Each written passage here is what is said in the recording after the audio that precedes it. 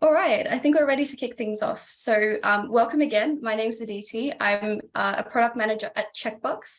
But before that, I was a customer success manager here for a couple of years. And one of my favorite, but don't tell anyone else this, clients was Tabcorp, who we have on the webinar today. So with that, I'll hand it over to Jenna and Corinne to introduce themselves, please. Hi, everyone. Thanks for joining the webinar today. So I'm Jenna, and I'm in a senior manager role that I moved into recently as part of the Tabcorp demerge. And basically, I oversee talent and operations, and a key focus really is around how we can enhance our candidate and employee experience through the uplift in capability of our systems. So, yeah, one of the main focus areas for me. Corinne? Thank you. Hi everyone, I am Corinne. I'm the P&C operations team leader at Tabcorp, reporting into Jenna. So our team is focused on, the operational side of HR, dealing mainly with some contract and letter generation, which is how we came into the Checkbox world. Awesome. And before we get into it, just a little bit of admin as well. Please feel free to use the Q&A channel at any time to ask questions. I'll be having a look at it throughout, and we'll address your questions either during or through the Q&A section at the end. If we don't get to your questions because of time, we'll also send an email reply. So yeah, feel free to jump in and ask any questions that you have. Okay, awesome. Let's get straight into it then. My first question is for Jenna. I think you were where this whole story began. So can you share a little bit about the context that got you thinking about automation in the first place? Sure. So at the time, and it was a few years ago now, Tabcorp were going through quite a large reorganisational design.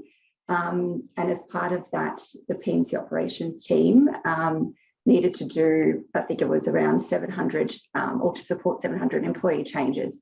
And with those changes would involve contract generation and letter generation. We had a really short period of time to work through that. So yeah, just where those challenges are there, that's what we were faced with basically. So short period of time, large amount of employee changes that needed to be executed. My main concerns really was around the time spent generating those letters and the accuracy of that data going into the letters. And we are dealing with the employee experience here. So we just wanted to make sure that the experience for our employees was as positive as possible. And that's where the quality assurance came into it. We wanted to make sure we reduced the risk of inaccuracies in the work we were doing. And this was on top of the team's usual daily operations, so BAU requirements. So I just wanted to make sure that from a team engagement perspective, there, we didn't have overwhelmed employees or stressed employees at the time. So yeah, Tabcorp's contract templates are quite complex as it is. So we wanted to reduce and basically streamline that. And that's when I researched some automation opportunities basically in HR. Yeah, that makes sense. So it was really that kind of demerger, or that big piece of needing to do 700 letters that kicked off this entire process. And if I remember correctly, it was quite urgent as well. Like the demerger at the time we started talking, the demerger was within a couple of months, I think, as well. So there was. Yeah. So we have a recent demerger, which we had Checkbox for, which is fantastic. But where this all came about was the reorg design. So and that was a few years ago now. Yeah. Perfect. Awesome. So then once you started doing your research, how did you come across Checkbox? What was that process like? Yes, I did some research. I think I was really focused on contract generation and letter generation as one of the key focus areas. And to be honest, I think Checkbox was probably the best player in the field at that time, just in terms of being able to streamline and actually, within that one application, hold time stamping in terms of when contracts get generated to execution, the reporting capability, the ability to peer review all within the one actual system and allocate peer reviewers. You can add comments in there to send the contract back for feedback, but also it has integration capability. So I was able to integrate into DocuSign. We explored integration into our ATS we use Page Up here. So there was a few, really positive points in terms of actually streamlining the process from end to end. And that's some of the key things I look for within Checkbox. Yeah. Awesome. And you were on a really tight timeline as we talked about. So what was that buying decision like at Tabcorp? As anyone who's got enterprise software knows, it can be a bit of a journey to figure out who to talk to and how to get a decision made. So for you internally, what did that look like? Yeah. With any implementation, especially when it comes to a software or a system, there are quite a few approvals you need to go through. The one positive thing with Checkbox is that it's a standalone application. It didn't really have to integrate or, there was no no integration into a HRIS. So it was actually quite simple to implement. Standalone application, you can have single sign-on. We got basically sign-off from security, our infrastructure team, but it was very, very simple compared to some of the systems that we've tried to implement in the past. I did put a business case together. So just some stats basically around that. It takes the team about 15 minutes before implementing Checkbox, about 15 minutes to generate a contract. And that's excluding the peer review process. And now that's down to an average of 6 minutes basically for any contract or letter. So I did include some of those data points just around, the time it's taking our team to actually generate contracts. Included that in the business case, and then obviously just highlighted some of the positives around implementing the actual solution, which was very straightforward. Yeah, awesome. And 15 minutes, I think maybe to the group might not seem like a lot, but when you're stretching that across hundreds of contracts and then doing, and then doing a peer review process on top of that as well. I think it was about 400 hours of time that they would have spent just generating letters and contracts, and that's been reduced, down to 160. That's incredible. That's really awesome. Okay, so from there, so you've made the decision to buy Checkbox, you've now got the technology, but that's often where the journey just begins, right? Because as I like to explain to a lot of people, Checkbox is kind of like a set of Lego blocks. You've got to make it work and set it up so that it works for your organization specifically, because everyone has different processes. So Corinne, I think that's where you came into this whole story. Is that right? Yes, correct. So Jenna was obviously working on the business case and getting the approvals, but once we had Checkbox all signed off, I recall that we had some initial meetings with yourself, Aditi, where we sort of explained our templates and you were able to take us through, I guess as the Checkbox expert, how we could use Checkbox to streamline some of those processes. So we originally met, I think in February 2021, where we went through, I guess, creating a dummy app. And then from there, we had 4 weeks before we had to be up and running for the org design process that Jenna was talking to. So a pretty tight timeline. With your support, our role in that was basically building the app end to end. So I was working with my colleague JJ, and we had to, I guess, break down our templates into what was required in the clauses and the sections based on specific answers, but also build it end to end. While Jenna and yourself also worked through the DocuSign integration piece. So I think as part of that journey, by mid-March, we were officially live and we'd already sent 250 contracts. So just to sort of recap the timelines, we went from sort of end of January, Jenna reaching out, to early February having a license signed, to maybe sort of towards the end of February having a proof of concept together with just one template to have a look at how this would flow end to end, and make sure that it was going to work smoothly, before then having the actual tool launched out a couple of weeks later in March. So it was a really quick turnaround.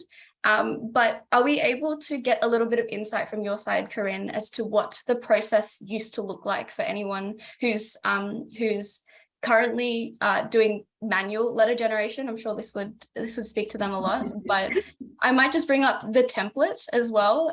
This is the first thing that I saw when I joined onto this project. But are you able to share a little bit of insight as to what this is and how the process worked before Checkbox? Yeah, no worries. So basically this one here on the screen is one of our original contract templates that we were working on for this this project, but basically it's a 30+ page document with highlighted yellow and this red writing, and basically draft notes to say delete this in this situation or include this in that situation, and quite onerous and often difficult to teach our team how to use those templates correctly because it's so prone to error. I mean, you're cutting and you're pasting, and it's really difficult to be able to get everyone on the same page to interpret that correctly. So it was extremely manual. And then from here, basically, once we got a contract drafted, we would send it through email for our team to do a bit of a peer review. We've always had that quality assurance check. Then they would respond to that email, tell you need to include this or you need to include that. You'd have to manually update it again. And from there, we would manually send it in DocuSign, which included, adding in each email recipient, email text to each recipient, their names, where they sign, all of that. So end to end, it was a very manual process. Yeah. Awesome. And then so from that, like kind of 15 minutes to draft this contract, how long would you say it would take for a contract to get through that end-to-end process, including peer review and everything else? Yeah, including peer review and sending. Jenna and I were discussing this. I think it would probably take about 30 minutes end to end to do all those bits and pieces. And I guess the main reason we were looking at Checkbox as well was because there was the two options for drafting contracts. We could do it one by one in a more BAU type environment, but for the purposes of this project, we could also upload them in bulk. So we weren't going to have to do that one by one process. So we were using that spreadsheet functionality in Checkbox, which meant we were able to draft basically as many as we had ready at the time. Yeah, awesome. So you had kind of like a spreadsheet of all the basic details for each of the contracts that needed to be generated, and that went into Checkbox to have all the contracts generated sort of within minutes instead of doing one by one sequentially after the other. And that's another point. That was one of the other benefits of Checkbox, is that we could do it in that bulk functionality for the situation we were in. Yeah, around that kind of reorg period of time. Yeah. So you had 2 apps, I think it was, that were built out and deployed in the 4 weeks. There was one for generating new employment contracts, and then one for redundancies. Was that correct? Yes, correct. Yeah, awesome. And how similar or different were those 2 processes? In terms of the apps, they were very different. So obviously, if you think about a contract template, they have many varying clauses compared to, I guess, a standard letter. So the letter app was much smaller, and my colleague JJ, she built that one. It was much smaller in terms of the amount of steps involved. But in terms of the contract app, there are a lot of more steps involved with that one, including the DocuSign integration. Yeah, makes sense. Okay, so from there, so we were looking at a template that looked like this, and we sort of sat down in those first few sessions to just talk through the process and map it out in terms of, when do we peer review? How do we pull in the correct business partners? What does the DocuSign process look like? We built out a POC using Checkbox, so the Checkbox Studio. And Corinne, I understand you were quite heavily involved in this kind of the studio and design side of things. So did you have a technical background before you used Checkbox? Absolutely not. I recall in the initial meeting we had with yourself, Aditi, both JJ and I walked away and thought, we don't have the technical background to be able to deliver an app end to end, and we were really doubting our ability to deliver this project. But it really was much smoother than we thought it would be. Obviously, there's always a learning curve and curly brackets and things like that we had to learn, and how to decode templates.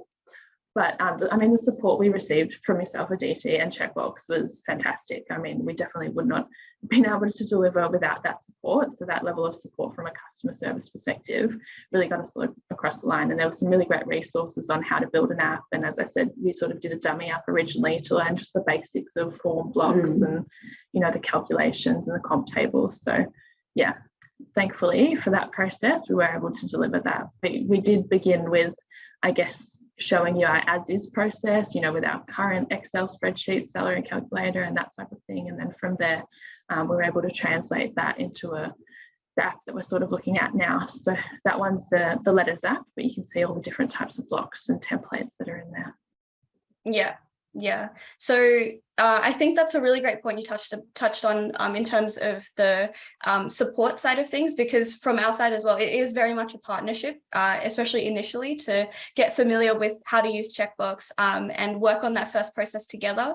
But from there, I think, Corinne, you've gone on to take ownership of the BAU app, make your own changes. And once we did that kind of first couple of templates together, you went through and did I've lost count, I think like 30 odd templates after that by yourself, right?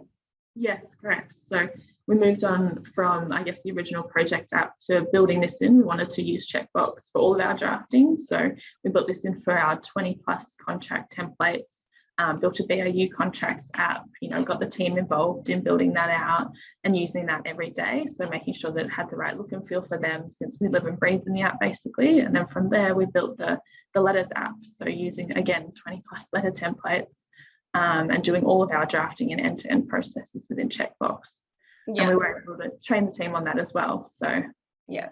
So we took a process that was kind of, emails back and forth for peer review, an Excel sheet for salary calculation, a Word template for which you went through and removed highlights and other things. So we took all of that, we brought it into Checkbox, and we've deployed some fantastic apps. But I think a common misconception I want to touch on, we see this all the time on the customer success side, but that everything ends once the app's deployed. It's out in the wild, we're all good to go, and that's the end of the story. But I think for both of you, Jenna and Corinne, there was more to it, right? Once the app went live, how did each of your roles kind of evolve in relation to the apps and looking after Checkbox?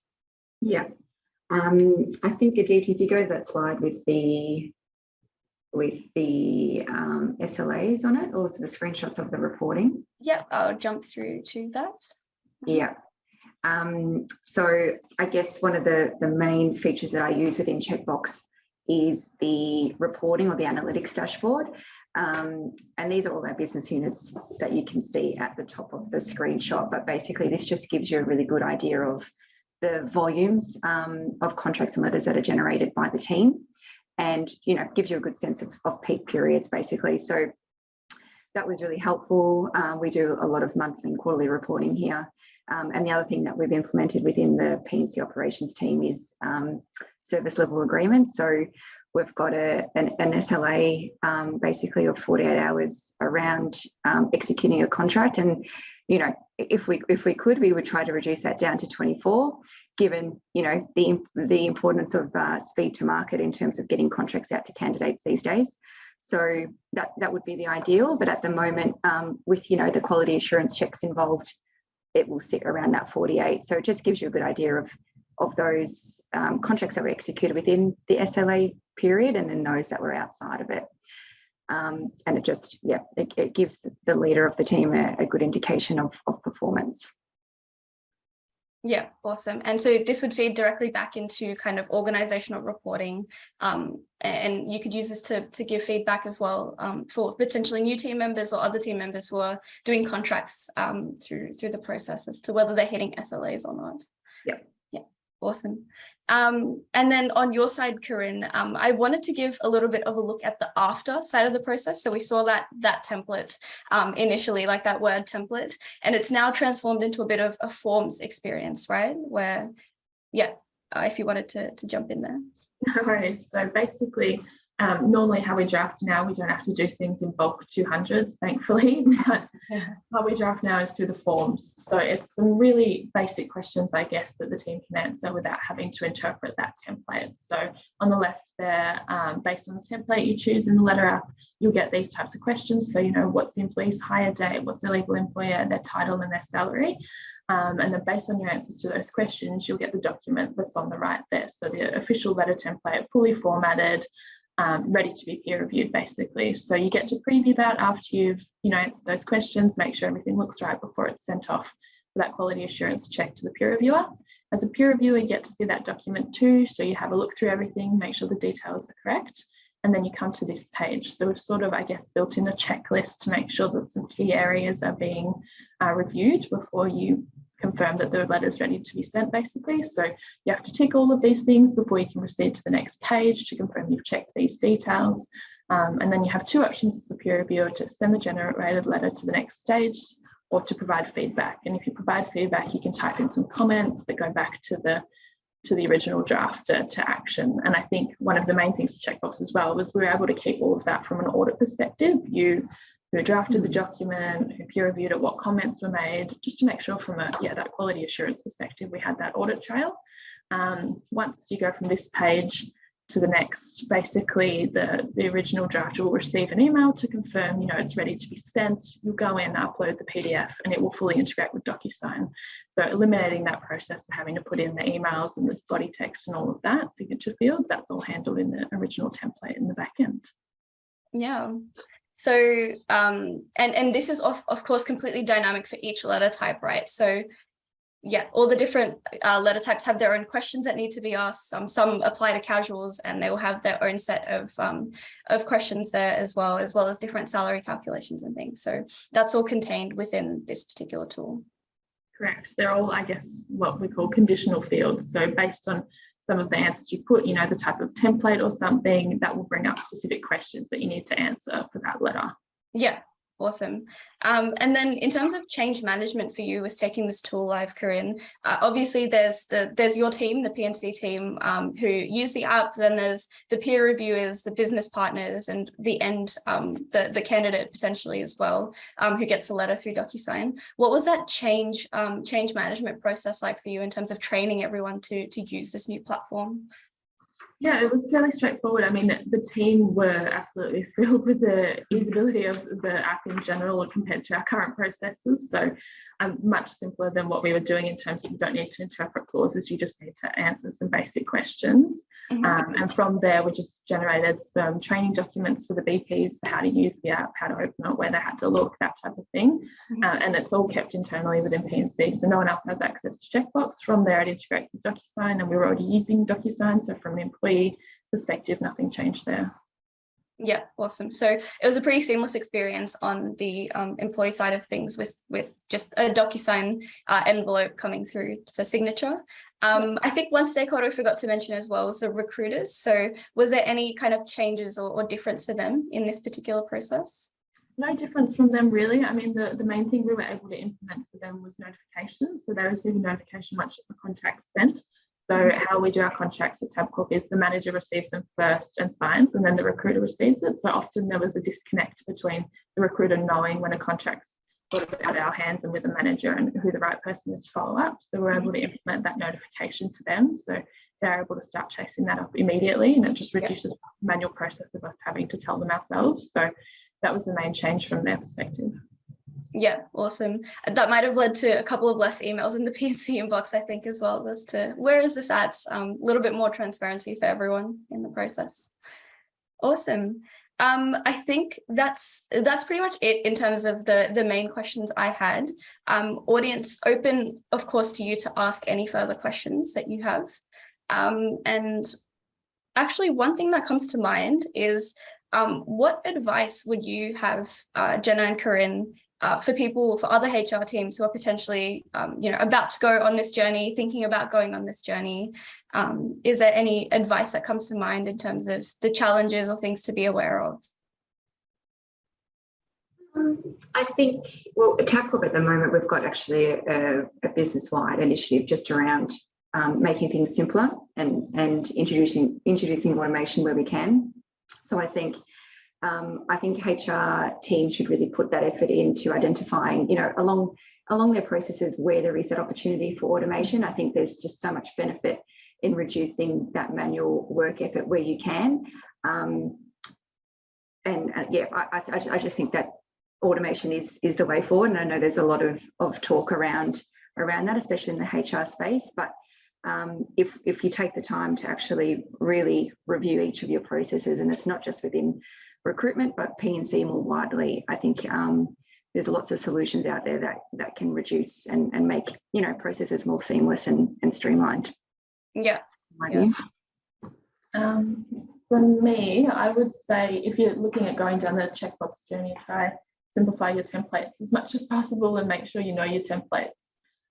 That's the main part in this that I guess took the majority of the time, was having to be the experts in those templates and everything that involves them, and when they have to come in and when they have to come out in terms of clauses. So I think getting really familiar with every type of template and what's required for them would have been my bit of advice. Yeah, makes sense. And sort of as a follow-up to that, a lot of teams might be sitting here and saying, you know, I've got so much BAU. How did you even find time to think about automation or tackle automation? So any insights or tips from that front from both of you? To be honest, I think we had to. We were about to face, you know, over those over 700 changes, and we could not do that, you know, within the way we were operating, basically. So we had to find a solution, and we had to find something pretty quickly. So the fact that Checkbox was so easy to implement was probably one of the big benefits, because it got us across the line. But I think you just, you know, in terms of all HR functions, you need to be able to put that time aside to review those. We're just not going to evolve or get better, and we'll you know, continue to operate the way we are and not know any better. So I think it's just important to make that time. I think business requirements change all the time too. So if you can get ahead of that, I mean, the benefits we see from a BAU perspective, but you can get ahead of, you know, a future business change that may require those 600 changes, and you've already got Checkbox implemented, you know, you're already 40 steps ahead. So Awesome.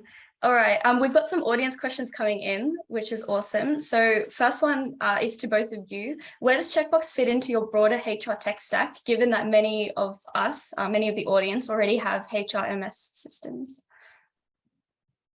HRMS systems, or HR? Like HR management systems, basically. Okay, yeah. So, do you want me to take that one? Yeah. So, our HRIS system, so we use Oracle, doesn't offer that functionality. We've got, to be honest with you, quite a few P&C systems, so none of which we're able to basically have this automation with a focus on contract generation. So there could potentially be platforms out there that would be able to automate. I know PageUp, for instance, from an ATS recruitment system, does have an element where you can merge data or merge info into our templates, which is where we started. Checkbox just takes it down one extra level, which basically, you know, after a few answering yes and no to a few questions, it spits out a fully generated contract, basically. And I haven't seen any other system or platform that's able to do that. I'm not saying that there isn't any out there. And the other thing as well, if you really wanted to, you could go down that integration path and explore that to see, you know, where else Checkbox can integrate into. Yeah, awesome. All right, next question's from Anita. The new contract template looks really simple. So what happens after the contract is accepted? And have you considered automating the onboarding process yet? Definitely considered it, definitely looking at it currently. The current process, once it's been fully signed and executed, our team received that through an email. So our DocuSign account is linked with an internal email we have at Tabcorp, and from there we would action that manually, depending on the situation, or through PageUp if it's a new starter. But yes, definitely keen to look at some automation there. I'm not sure if we have more on that. From the onboarding, yeah.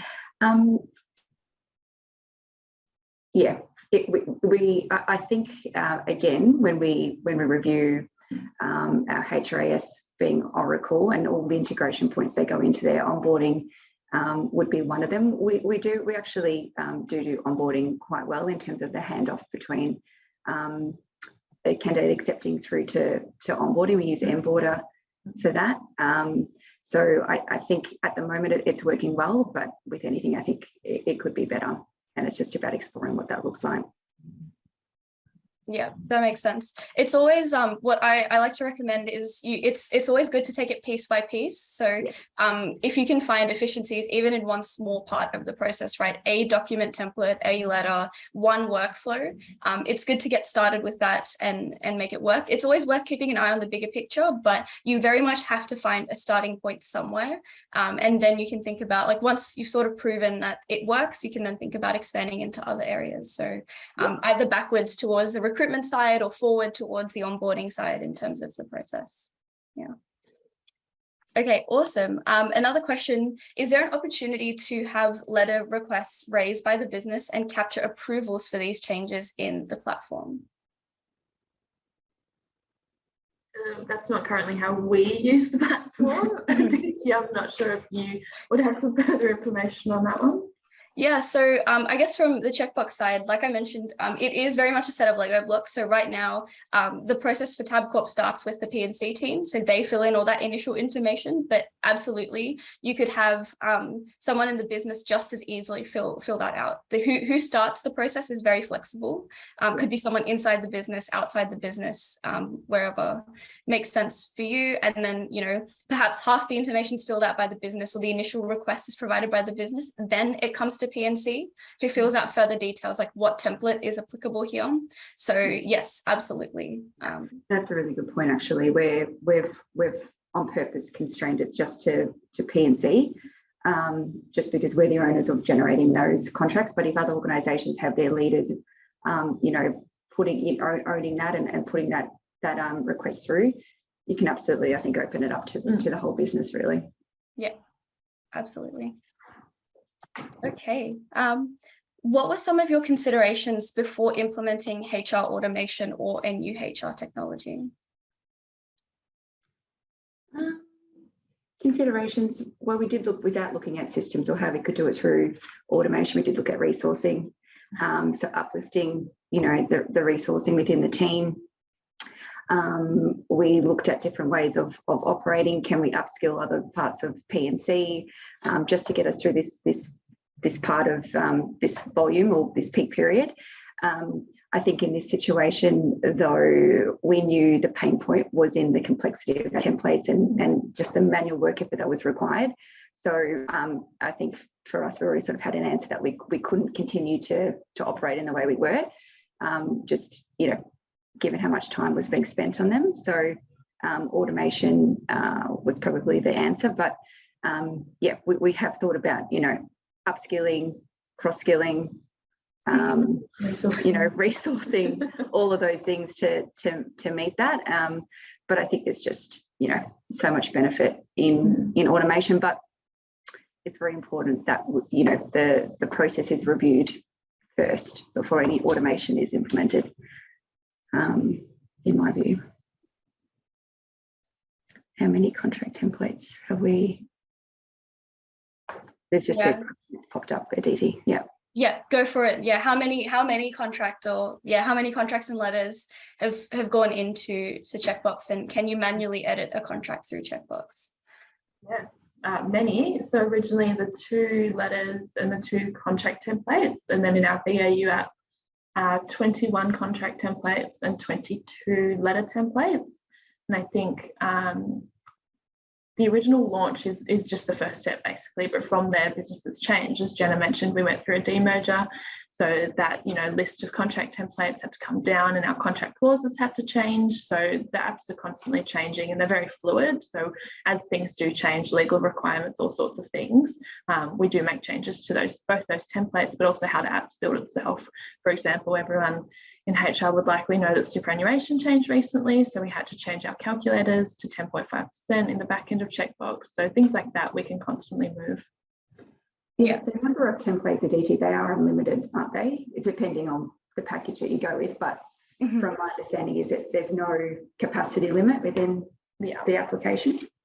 Yeah, correct. So basically, it really depends. Like, so for example, for Tabcorp, we at Checkbox sort of price or organized by what we call apps. So Tabcorp decided to have one app for generating new employment contracts, another app for generating redundancy letters. And then within that app, you can sort of organize whatever templates are relevant. So it really depends. And that's something that your customer success manager will work with you to sort of work out that architecture or that design initially as to how many apps do we need, which ones do we put, like which templates do we put where, basically. But yes, there's like there's a lot of flexibility in how you can arrange that on Checkbox. Yeah. And can you manually edit a contract through Checkbox? So I think Jenna and Corinne spoke to sort of changing the apps as processes evolve. So I know with one particular app, we're up to like version 30 something at this point in time, many iterations. But that's always a good thing. Like it's pretty simple, I think, or was it actually from your side, Corinne, to modify things as they came up? Definitely. I mean, once you've built the app out, you're just changing little bits and pieces, whether that's in the template itself or, you know, a form block over here, or you need to add a question because legal's added a clause to the templates, you know, things like that. They're very minute changes to make compared to, you know, having to build the whole thing. Once you've gone through that process, everything's much easier from there. So it's a couple of clicks to like change the numbers and then what we call publish that new version so that people can start using the updated figures and processes. Yeah, and it's live immediately. So as soon as you finalize your changes, you can do some testing in there to make sure you haven't accidentally broken anything or any workflows, and then you can just push it and it's live immediately for the next time somebody's going to draft that document. Yeah, cool. And then in terms of manually editing a contract through Checkbox, I might, a little bit of a sneak peek, share that we're actually introducing the ability to edit documents on Checkbox very soon directly in the platform. So right now the process for the Tabcorp team and everyone is if PNC needs to make modifications or if the templates themselves need to change, Corinne or one of the PNC team will download it, make modifications in Word and then upload it into Checkbox. But what we're introducing very soon in the next couple of weeks is the ability to actually edit the template directly on the platform, so you can skip some of those extra download steps. So keep an eye out for that, but that is coming soon too. All right, I think we have time for a couple more questions. So one from Tanya, does Checkbox Forms integrate with your payroll system?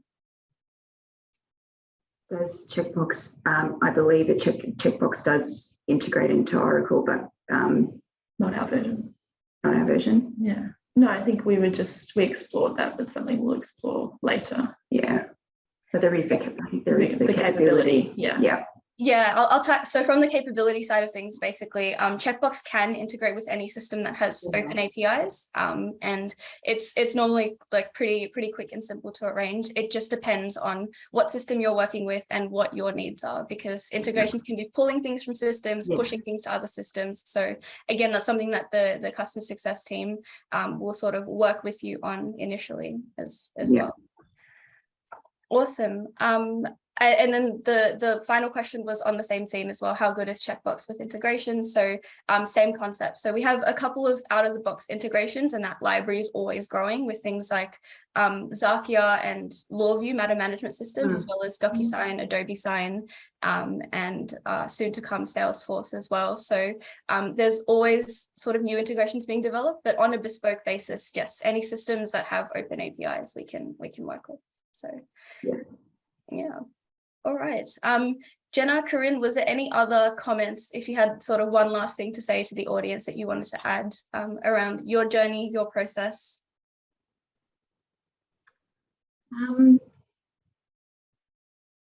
No, I'm just a big fan of automation. I'm on the automation bandwagon at the moment. No, just in terms of Checkbox, you know, easy to implement. We were able to basically deliver to our timelines. The quality was there. Employee experience wasn't impacted. If anything, it's improved. I think the next thing for us is really to get that even quicker and get a contract out to our candidates within that 24-hour period. And I think we can do that. Yeah. I would just say, you know, set up a demo, give them your current as-is process, because they'll be able to tell you where they can come into that and what benefit they can offer, because we really weren't sure until, you know, we showed a DTR template as to what exactly Checkbox could do and what the potential is. Yeah, exactly. Yeah. Find a small starting point basically, and just give it a go. There's no harm in doing a little POC, and that'll really flesh out whether something's going to work or it's not going to work. So yeah, it's always worth giving a little bit of time after you've looked at your processes to figure out where there's potential from the automation side of things. Exactly. Awesome. Well, thank you so much, Jenna and Corinne, for your time. Really appreciate it. And then for the audience, I'm launching a quick poll. If you'd like to continue the conversation, we will reach out to you if you select yes. So just launching that now. Please go ahead and leave a quick vote. But yes, thank you so much, Jenna and Corinne. It was really awesome to hear from you. And I'm getting comments from the audience to the same as well. But yeah, all the best on your future automation journey. Thank you. Thanks, everyone. Thanks, everyone. Bye.